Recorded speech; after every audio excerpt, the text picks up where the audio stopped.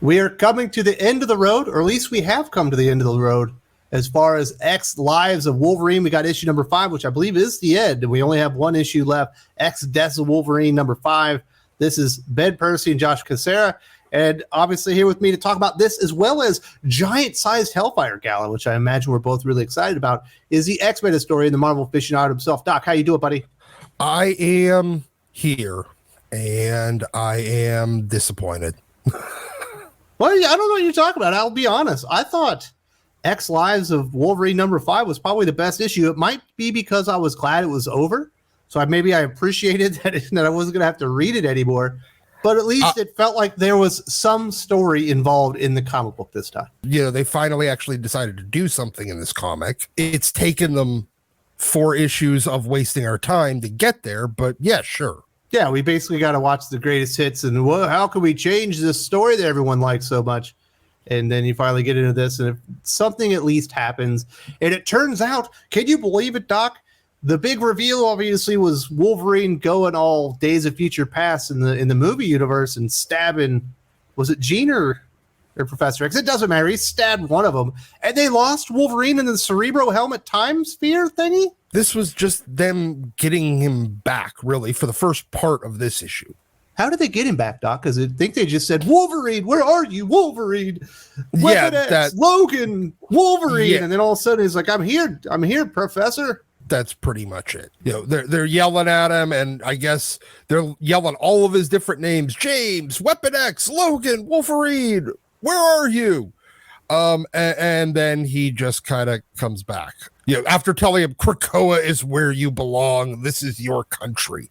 That part I thought was actually quite stupid, but then it gets somewhat interesting because we learned not only was Omega Red in Wolverine's head as they were, I don't know, time fighting each other. I don't know how you want to describe it, but that means Wolverine was in Omega Red's head, and he's gonna know where he is, and he's gonna come for it. Yeah, he wakes up and his first thing is, I know where he is. Okay, cool. You know, it just so happens it was nicely coincidental that Omega Red wakes up at the exact same time and decides to stop his plan for no particular reason.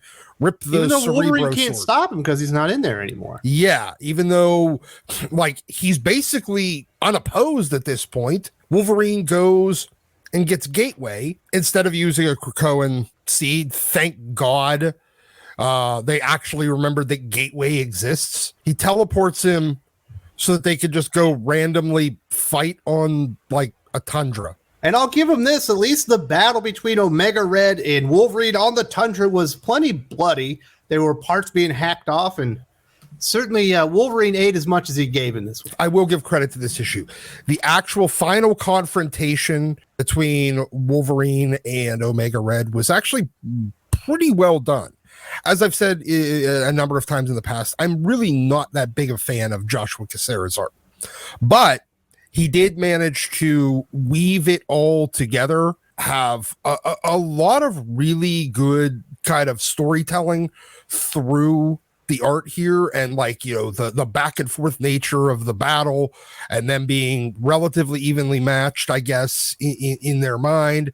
Every other panel was a flashback to one of those other times they fought in history through the weird possessing thing that still doesn't make any sense. There was a really cool scene with Omega Red stabbing Wolverine through the neck with that Cerebro sword, and Wolverine just kind of responding back by stabbing Omega Red right through the chest. They just like shredding him apart, which was pretty cool. Yeah, he hacked his arm off at one point, and by the end, he's essentially, well, he's not dismembered, but he's certainly cut in half. Yeah. He's been shredded in half. Well, he does this thing where he sticks the one thread in and then the other, and then he like pulls them apart and basically literally cuts the guy in half. Yeah, he's like making pulled pork sandwiches. Yep, exactly. It was kind of dope. Yeah. And then, you know, Wolverine, he gets back to Krakoa, hands the Cerebro sword off to Sage, and basically is like, I'm gonna go take a fucking nap. And Sage is like, no, but you can't. And now it's going to connect into the X Deaths of Wolverine. That was the final page. It was his children fighting him, but Phalanx version of Wolverine. I guess they're calling it Omega Wolverine. So that was the big, I guess that's the connective tissue. They barely connected the two stories. What's interesting about this, Doc, I say, if you're an X-Men fan and you were wary of this, just buy this issue. You will get everything that was going on, and you'll get all the cool parts in one issue, and you won't have to waste your time with the other 4. And you save $20 because each issue is $5. So you save $20, and this was easily the best issue, but it's still, I don't see how this is the greatest Wolverine story of all time. It's not even honestly, it's probably not even the greatest Wolverine story in the last 5 years, and most of those suck. It's not even the best Wolverine story that Ben Percy wrote. The story that went with Ten of Swords, where he went to hell and to get the blades back, more Masa blades, was infinitely better than this. Yeah, exactly. Same with the Wolverine running around fighting vampires with Victor Bogdanovich's art. That was better than this. No, this is kind of dumb. I'm glad it's over. They wildly over fucking sold this whole series, and definitely not worth reading. The only thing we could say is the two series are connected by them happening simultaneously. That's it. Yes. At the end, he's got to go to another fight. They should have made this a one-shot. Yeah. They really should have. It's like a 40-page one-shot, and you took, I don't know, 10% of the story that was in the previous part, which was very repetitive. It was the same shit over and over. And you just do it in the beginning of this one. I think you got something that isn't great, but it isn't terrible either. You know what I mean? Which is kind of what, in totality, this is, unfortunately, for Ben Percy and Josh Cassera. I'm glad they got to end it on a high note, because the fight was cool, and we did finally get to see the two stories connect, but I'm glad it's over, because that thing, for the most part, sucked. I don't care how good the ending was, because the first 4 issues are so bad. Now, Doc, we did get some information about the future of the Hellfire Gala, which I guess was inspired by Chris Claremont back in the day. Jerry Duggan was going to bring it back in a one-shot Marauders last year. They decided to make it a line-wide event for an entire month. I don't think that worked out for them. I do think people were interested in the variant covers. So what they've done this year is they're going to make a 72-page, like giant-sized Hellfire Gala issue with Jerry Duggan and some other artists, Russell Dowderman, Chris Ankus, and people like that. And so they're going to do it one issue, which I do think is an improvement. And you're going to get all the Hellfire variant covers just on all the other X-Men comics that aren't telling this story. Probably smart business. I think it's definitely it's smarter business than last year. Reminding anyone that last year happened is probably still bad business. But hey, look, just like everyone else in that office, they're not going to hurt generic Duggan's delicate feelings by telling him he had a stupid fucking idea that lost them money last year. So they're going to let him do it again, because why the hell not? His idea wasn't the one that lost him money. I think it was Jordan White's idea to make it so big. Yeah, but had he never actually come up with the idea, they wouldn't have lost readers. Chris Claremont threw the first Hellfire Gala. Blame him, Doc. Come on.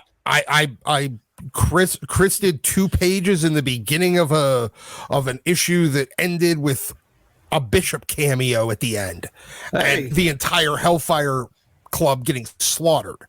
But okay, got a little bit bigger over time, Doc. There's some stupid stuff about this besides just redoing Hellfire Gala at all. This is an improvement, but it's still a waste of time and actually really dumb. Whatever. I can't make them change their minds on that one. But like, they're promising this, just crazy change that you'll never see coming. And it's like, can you really do anything more outlandish or provocative with the X-Men than what you've been doing for the last 2 years? Just how much crazier can you take this? And if you actually do that, how many more fans are you risking actually turning off from the X-Men? There have been enough that have left already. I still think the goal of this X office is to get to actual 0 sales. I believe it's like this. It's like I don't think you can do it. You're like, you don't know me. Yeah, I got BIL, I got Leah Williams, I got Jerry Duggan in my corner. You don't think I can make the X-Men comic franchise worth nothing? Well, exactly. I think the goal is actual 0 sales, like not even like effectively 0, where they still get ordered by the store, but then nobody really buys them, and then 6 months later the stores stop buying them. No, I mean like literally not even the stores bother. They're like, nah, fuck it, we're done. That's where I think they're aiming for, because this is a way. Nothing about this makes sense. Doing it again already makes no sense. I mean, look, it's basic power creep applied to storytelling, and you see this in a lot of the Marvel movies. You see it in a lot of other Marvel stuff going on right now, where they always have to outdo the previous thing, even if the other thing was outlandish and absurd. Last time they colonized Mars, and this time they're promising even bigger and crazier and never before that will ever be touched again, or some other nonsense, and nobody cares. I remember last year on Hellfire Gala, you're supposed to be excited because they're going to announce the new X-Men team and the winner of the fan vote. Yeah. And we got a new X-Men team. They've done nothing. They literally have not defeated one enemy. They sent some things to Earth and defeated those, but the real enemy, they haven't defeated one single one. No. And the character that won the fan vote, which was supposed to be interactive and we care about what you think, we're putting Polaris on the team. She did jack squat the entire time she was on the team. Why would anybody be excited for a new X-Men team? This team hasn't done shit. Look, they were given a lot of leeway to do something interesting after that first time around, and they've squandered it completely. So why in the hell would we be really all that interested in whatever they're going to do this time? They're not going, okay, some new character is going to win the fan vote again, while the other 11 fucking X-Men also do nothing. Nothing happened. We haven't gotten a single bit of resolution from any of the mysteries, any of the anything, starting with the first Hellfire Gala. The only thing that's had any resolution is we found out what actually happened to Ulrich, which was one of the coolest plot points that was introduced, and they did nothing with that other than to say that Sync misused his powers and mind wiped him. So I don't know why you would replace an X-Men team this fast unless there was some type of catastrophic failure, or maybe half of them died or something, which doesn't matter in X-Men anymore. So they're just doing it to do it for a cash grab, and that's all there is to it. Exactly. That's literally all it is. There was they set up a bunch of stuff. The only thing that this is going to do is let us see other mutants use their powers like they're forming fucking Voltron, because that's all this has been. It's mutant Voltron to this point, with everybody needing to blend their powers together to be more super amazingly awesome. So that is this week at X-Men X Lives Wolverine #5. I'm glad it's over. Perhaps that's why I liked it more than all the other issues probably combined. But there's a really badass fight in here. There's actually a little bit of plot to put some bows in this damn thing, and it does finally kind of connect to the ex-Des of Wolverine. It's not the greatest Wolverine story ever told. It was never going to be. They set the bar way too high. It's not even the best Ben Percy Wolverine story. So if you have to check up on this, just buy the last issue, and that is enough. I guarantee you will know exactly what happened. Giant size Hellfire Gala, another waste of time, and the Marvel X-Men office is absolutely in shambles. At least this time they aren't forcing you to buy 20 other fucking comics. If you'd like more information on the dysfunction in the Marvel X-Men office, recently Nadia Shammas, who's going to be writing an upcoming X-Force annual, had an interview with Adventures of Portes. You will not believe how she got her job. You will not believe just exactly what it went into this comic book coming to fruition. Watch this, and you'll see why X-Men are such a disappointment right now.